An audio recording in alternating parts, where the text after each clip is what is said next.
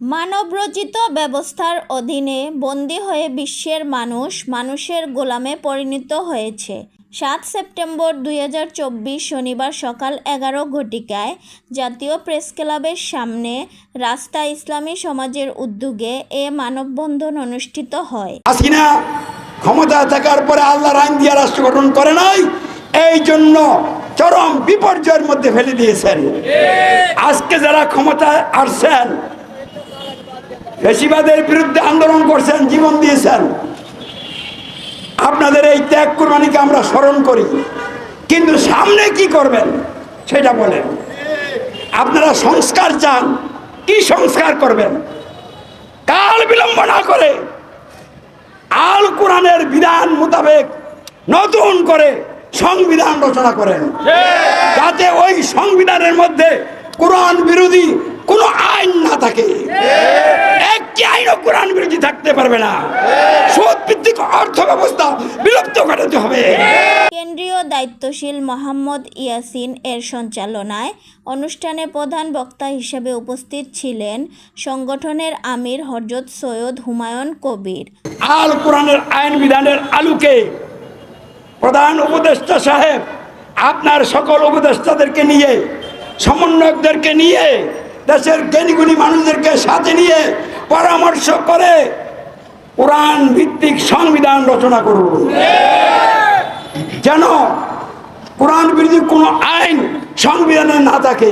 এমন একটি সংবিধান রচনা করে ওই সংবিধানের ভিত্তিতে সমাজ রাষ্ট্র গঠন এবং পরিচালনা করেন, তাহলে বৈষম্যমুক্ত সমাজ হয়ে যাবে। এ সময় তিনি বলেন, গণতান্ত্রিক শাসন ব্যবস্থার বিলুপ্ত হয়ে সমাজ ও রাষ্ট্রে ইসলামী শাসন ব্যবস্থা প্রতিষ্ঠিত হলেই মানুষের গোলামি থেকে মুক্ত হবে। মানুষের গোলামির শৃঙ্খল থেকে মুক্ত হয়ে মানুষ সৃষ্টিকর্তা আল্লাহর গোলাম হতে পারলেই মূলত স্বাধীনতা অর্জিত হবে। মানববন্ধনে মাসব্যাপী শান্তিপূর্ণ ৩ দফা কর্মসূচি ঘোষণা করা হয়। আরও উপস্থিত ছিলেন সংগঠনের কেন্দ্রীয় দায়িত্বশীল মোহাম্মদ ইউসুফ আলী মোল্লা, আবু বক্কর সিদ্দিক, মোহাম্মদ নূর উদ্দিন, সেলিম মোল্লা, আজমুল হক, সাইফুল ইসলাম, সুলাইমান কবির প্রমুখ।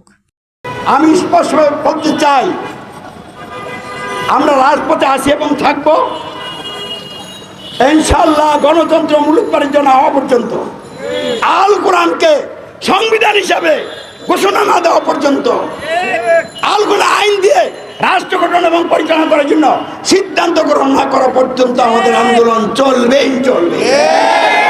বন্ধুরা আমার, মানুষের গোলামি থেকে মুক্তির উপায় কি? কিভাবে আমরা মুক্তি লাভ করব? কেন মানুষের গোলামি থেকে মুক্তি লাভ করতে হবে? মানুষ যখন আল্লাহকে রব ভুলে যায়, ক্ষমতার মালিক আইন বিধান শাসনকর্তা ভুলে যায়, অমান্য করে, মানুষকে ক্ষমতার মালিক আইন বিধানদাতা শাসনকর্তা মেনে নেয়, তখন মানুষ আল্লাহর গোলাম না হইয়া কার গোলাম হয়? বলে আল্লাহর পক্ষ থেকে এই মানুষগুলির প্রতি কি আসে জানেন? আযাব আর গজব। মানুষ যখন আল্লাহকে মালিক আইনদাতা বিধানদাতা শাসনকর্তা অমান্য করে, মানুষকে ক্ষমতার মালিক আইন বিধানদাতা শাসনকর্তা মেনে নেয়, তখন ওই মানুষগুলির প্রতি আল্লাহর রাগ বাড়ে।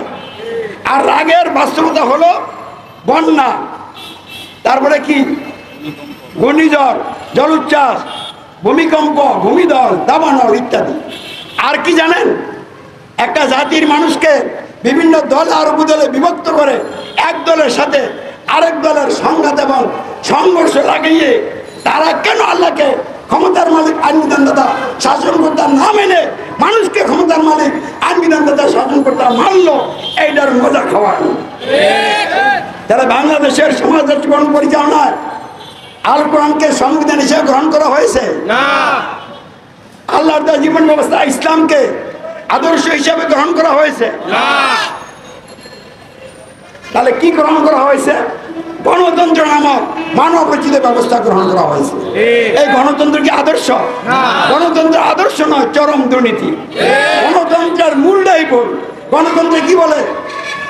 সকল ক্ষমতার মালিক জনগণ। বলেন নাউজুবিল্লাহ। মানুষ কি ক্ষমতার মালিক? শেখ হাসিনা ক্ষমতার মালিক হইয়া কয়দিন ক্ষমতা থাকতে পারছে? ফেরাউন, নমরুদ, আবু জাহেলরা কতদিন ক্ষমতায় ছিল?